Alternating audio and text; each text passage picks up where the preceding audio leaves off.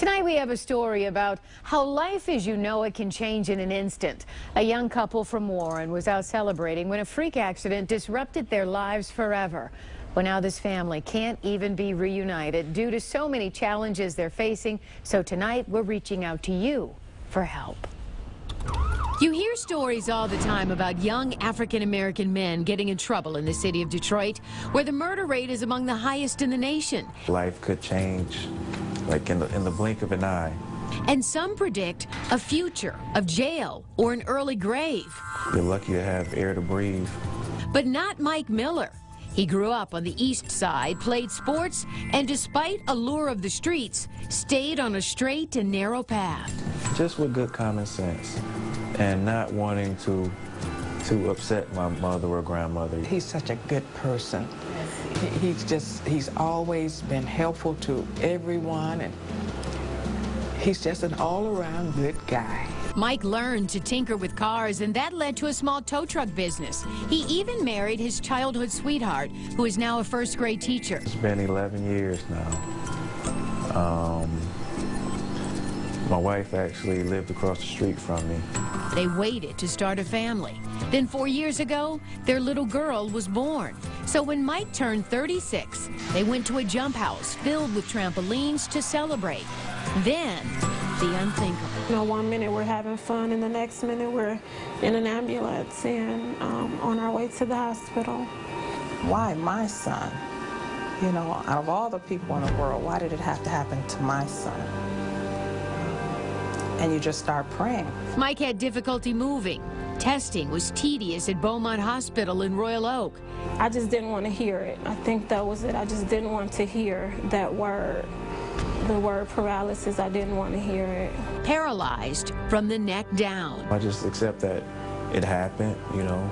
At this point, unfortunately, I can't rewind time, you know, and make it not happen.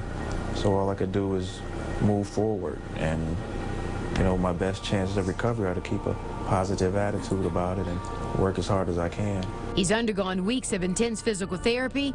He's been in and out of the hospital. Still, he's been unable to return home. We don't even have a way for him to get into the home. We'd love to him to be able to maneuver around the house. You know, that's almost close to impossible. The doorways are too tight for his wheelchair. We don't even have the basic things that we need for Mike. Starting with the hospital bed, even the ramp to get him in and out of the house. They also lack transportation to get him to and from appointments. Instead, they call area agencies, which charge $120 both ways. Don't ever give up, son. I mean, through prayer and faith, we're going to get through this. And most of the time, he has to encourage me. I asked Makia what it would mean if there was help available. I love him dearly, and he's been an awesome husband and an awesome father. And just, he's really been my protector, and just really been an awesome man. And I just really want, you know, honestly, whatever help would be a great help. I hope to be the same man, a greater man than I was before this incident.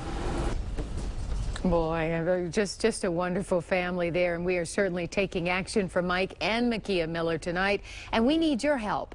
If you know of anyone who will donate a ramp or an inflatable hospital bed, please let us know, and we'll be reaching out to contractors who might help widen those doorways so Mike can get around his home in Warren in his wheelchair. Please drop me an email as soon as you can at cclifford@wxyz.com if you can help this family out in any way. They need so much help. You know people will stop and help. They always do. They always do, yeah. And we'll keep you updated when you call, and you do. So Mike Miller was actually heard in one of those indoor trampoline parks, you know. On that subject tonight, Michigan lawmakers are trying to put rules in place for these parks where adults and kids can bounce for a fee. Legislation was approved 25-12 for trampoline court operators to follow requirements set by law. People who choose to jump would have to maintain reasonable control of their body and avoid contact with others under these rules.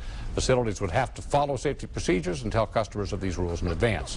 One lawmaker argued that those injured while following the rules would still have some legal recourse. And we're talking about indoor trampoline parks. Yeah, those parks where people just come and kind of jump around and jump around.